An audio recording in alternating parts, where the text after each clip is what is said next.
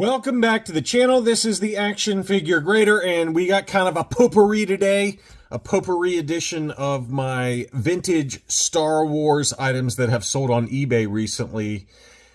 And we're going to start off with one that I don't think we have ever talked about on the channel.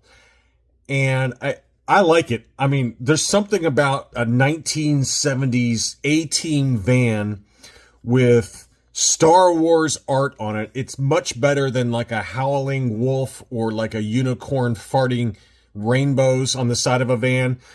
If you're not careful, you might live in a van down by the river. And if I did, this is the kind of van that I would want to live in down by the river. This is a pretty awesome, set. So we got Darth Vader versus the Star Wars heroes in the drag race of the galaxy. How cool is this? It even includes exploding barrels and traffic cones. I mean, everything about this screams 1970s. Supersonic power Star Wars van set.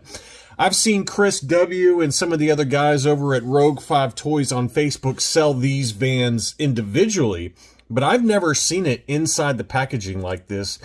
And I'm sure that it's been around. I just personally have never remember seeing the packaging and the box art, and it's pretty awesome. You've got that little pull cord there that helps it zoom. Very, very cool item, and it sold for $390. That is pretty awesome. I especially think the side art for the heroes is awesome. I mean, that is really cool. So that one did sell $390 for that van play set. It's pretty cool. Never seen that. All right, so some mint on cards, and then we'll dig into some other items that sold here recently, kind of more in keeping with what we usually see on the channel. A lot of these buy it nows, they're not prices I personally would pay. I'm not trying to dog anybody that pays it. I'm just saying that it's pricey. Okay, it's a little pricey. This one's probably okay, really. I mean, I think the only thing that would give me pause about spending $15.75 on this is the Toys R Us price sticker. I think if you're going to spend that kind of money on a 12-back C Death Squad Commander, admittedly archival case AFA 85, unpunched, I think if you're going to spend that kind of money, though, I'd probably hold out for one without that ugly price sticker. That's just me. But there's the sub scores, 80, 90, 85 for an overall 85 grade. It did sell for $15.75. Is it a terrible overpay? Probably not. Do I think it would sell for that price in an auction? Probably not. But that one was a very, very high grade example. I just think that given that most collectors, there are some collectors that do like the Toys R Us price stickers. It does bring back some good memories. I just think aesthetically speaking that I probably wouldn't pay at the top end of the range for a pretty common 12-back C. It's pretty easy to find the 12C Death Squad Commander. I'm not saying it's easy to find it with these subgrades, but I do think that you could find one of these for that price or less without the price sticker. So take that for what you will. When I saw this one, this is a Made in Mexico 77-back A Darth Vader. When I first saw this, I was like, holy crap, is that mine? Because I sold one of these a few months back on Rogue 5 Toys on Facebook, and I did look up my sale to see what I sold it for and the certification number to see if it was mine. This one is not mine, although mine was, it looked pretty close to this. It was a punched example, no price sticker. It was also graded AFA 85. I had a 90 sub score for the figure. That's the only difference. I sold mine on Rogue 5 Toys for $8.50 shipped. This one sold for $9.25. So I feel pretty good. I always like it when I see one of my items that I know that I've sold on Rogue 5 Toys. When I see it on eBay or an item similar to it or same grade, that kind of thing, I always like it when I see the item, what it sells for on eBay versus what I sell it for. I like it when it sells for more on eBay because I don't want to, I'm not trying to rip anybody off when I sell my items on Facebook. I've pretty much sold most of the collection right now. I'm thinking about making a video about that and why I did it and things like that. I think the long story short is it was the right time to do it because I wanted to fund my kids' college funds and I wanted to start college funds for my two half sisters. And because they didn't have any college funds. So that's really, I've gotten that question privately a lot. that's the short answer, is that I just felt like now was as good a time as any, and it just made sense once I found out that my half sisters did not really have any college funds set aside. My dad remarried, 15, 20 years to, let's see, he remarried 15 years ago.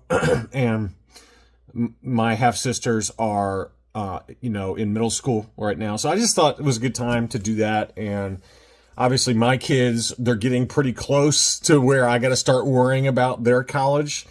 Not that I have to pay for all of their college, but I was very much blessed when I went to college that my parents paid for it.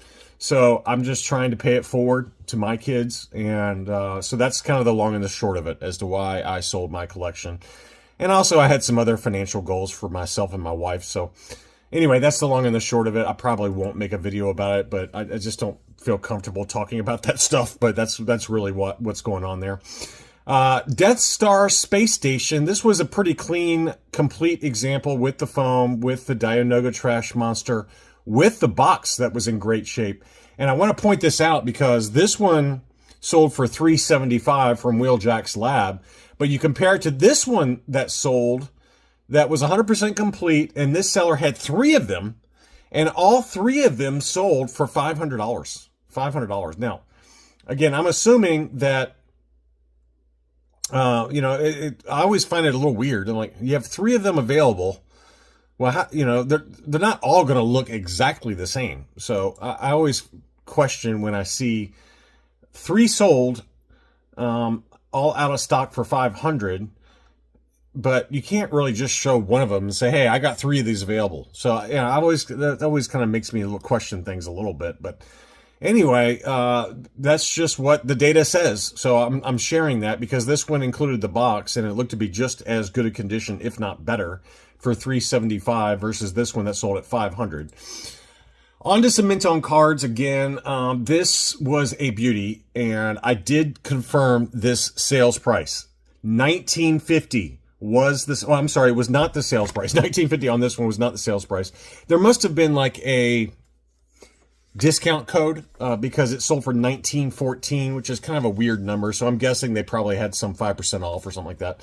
But this one was a beautiful 31 backbeat Luke Bespin archival case, AFA 80, 80, 85, 85 were the sub scores. This is the walking photo,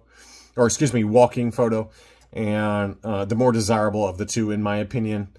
And clear blister, again, punched example with a price sticker in the upper left. And so it says sold at $19.50, but the actual sales price was $19.14. Likewise, over at Collectible Investment Brokerage, they had this beautiful 45 back proof card for Luke Farmboy. Pretty beautiful example, AFA 90 archival case. And it says sold at $7,500. I was like, let's double check that. And the best price that was actually accepted on 130point.com was $6,500, which I think, honestly, I would have been willing to pay $7,500 for this. It's an AFA 90. It's an ESB proof card. One of the main heroes, if not the main hero, of course. $7,500 is not that far outside of the realm based on what we see other ESB proof cards go for, but $6,500 is, I think, a very, very fair transaction for both parties. So $6,500 on that one. This was a beautiful example that was sold by one of my Patreon supporters and friends, Jim W. And the best offer accepted on this Cloud City baggy set, graded AFA 85. It was listed for $1,225. The best offer accepted was $1,187. So $1,187 on this one. You can see there, AFA 85, Sears exclusive Cloud City playset 4-pack. So it included the box, as you can see here, and it included all the baggies, 90, 90, 80. And the figures score got an 80 because the Han Bespin had a weird paint error on the yellow stripe. You can see there, it's like a weird overspray. Somebody sneezed when they were applying that paint, so it made a huge yellow blob on that. It's a cool factory error, And I think it was obviously appropriately graded, but look how beautiful that set is. That is a very, very nice set. And it sold again for $11.87. I thought that was a very fair price for what it was. I can't imagine there's many AFA 85s for this particular baggy 4-pack on the population report. I didn't look it up, but that's pretty cool. Next up, this was an overpay. Bottom line, this was an overpay. This was an archival case AFA 85 Taiwan COO Darth Vader. Not to be confused with the Made in Taiwan COO. The Made in Taiwan COO would be worth this price or more. This was an AFA 85, just a regular Taiwan COO. I don't know why someone was willing to pay $525 for it. That seems like too much. I did verify that this was the price paid. I'm not saying it's common, because it's not. I mean, it is harder to find the Taiwan COO loose graded for Darth Vader. But, I had one of these. I couldn't give it away at like $250 on Facebook. So it did eventually sell. I think mine might have been an old case AFA, but I don't remember what I ended up selling for, like $200, $225, somewhere in there. But this one sold for $525, new case style archival case. But don't get it confused with the Made in Taiwan. The Made in Taiwan is the hard one to find. That particular figure only appeared, to my knowledge, on Toll Toys made in Australia and for the Australia and New Zealand market. It had a very specific COO that says Made in Taiwan, not just Taiwan. And it appeared on Toll Toys card backs that were for the Australia and New Zealand market. Now that one in an AFA 85, now you're talking. If you got it for $525, that would be a deal. I had an AFA 80 plus that I sold to a buddy of mine, and I think I sold it for what I paid for it, which was about $600, somewhere in there, $650. So that in an AFA 85, you're probably talking $750, $850, somewhere in that ballpark. But this one was an overpay at $525. Next up, I've got some vehicles that I wanted to go through. We had an AT-AT with the ESB box. Now, I personally think this is an overpay because this AT-AT has bad yellowing to it. You can see the color difference on the legs, the bottom part of the leg versus the top part of the leg. You can see it on the fuselage of the AT-AT versus the door, and you can see it on the head versus the canopy. I'm trying to use fancy words to impress you with my linguistic ability. I know I'm failing. But this is an overpay, in my opinion. Even though the box is in pretty decent shape, it's not perfect. To me, I've seen these routinely sell kind of $250 to $350. That would be the number that I would pay for a very clean one. This one was not clean. It's yellowing. But it still sold at $520, but, you got to really look at what you're buying because this one has some bad yellowing going on. This was an AFA 70 battle-damaged Imperial TIE Fighter, Return of the Jedi, obviously. AFA 70 factory sealed. It's a very expensive item that even in higher grade, it goes for a lot of money, $2,500, $3,500. I mean, we've seen some big numbers on Heritage and Hakes for this particular item. This one did sell for $1,500 for an AFA 70 battle-damaged TIE Fighter. Next up, I've got two different Takara wind-ups, R2-D2s that sold. These are from 1978. These were made in Japan by Takara.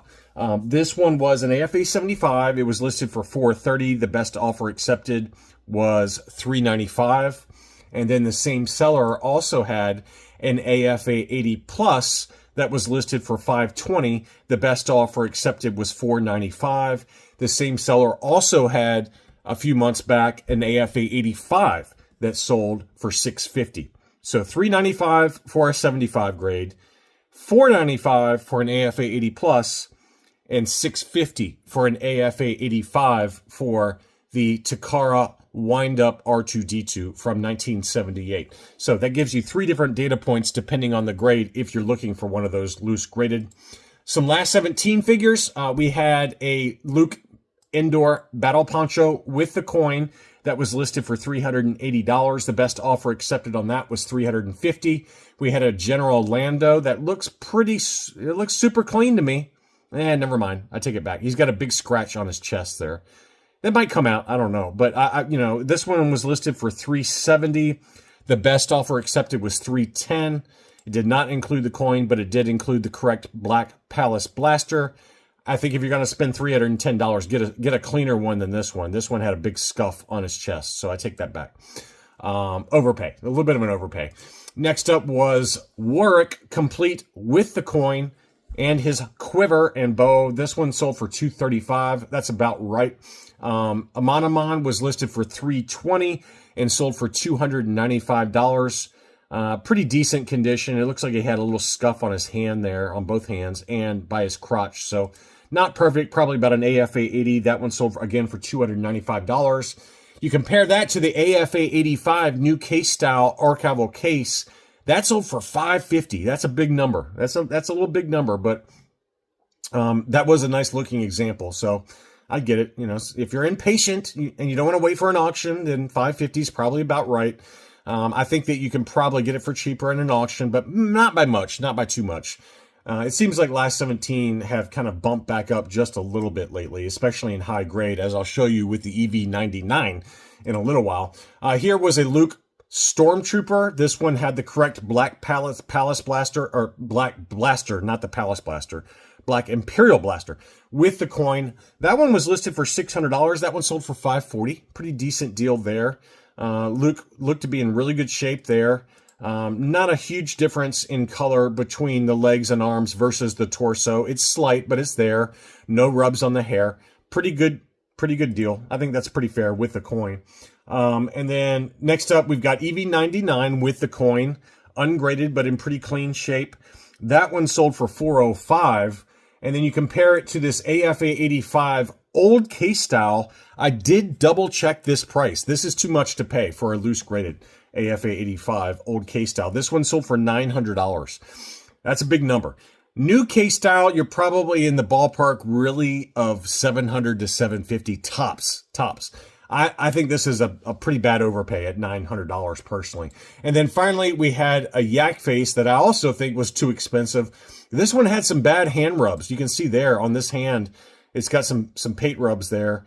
So, you know, again, it didn't have any discoloration to the shirt, but it's really because of the hand rubs there that I thought this was too expensive. 470 pounds versus the U.S. price, which is $634. If you're going to spend that, buy an AFA 85, in my opinion.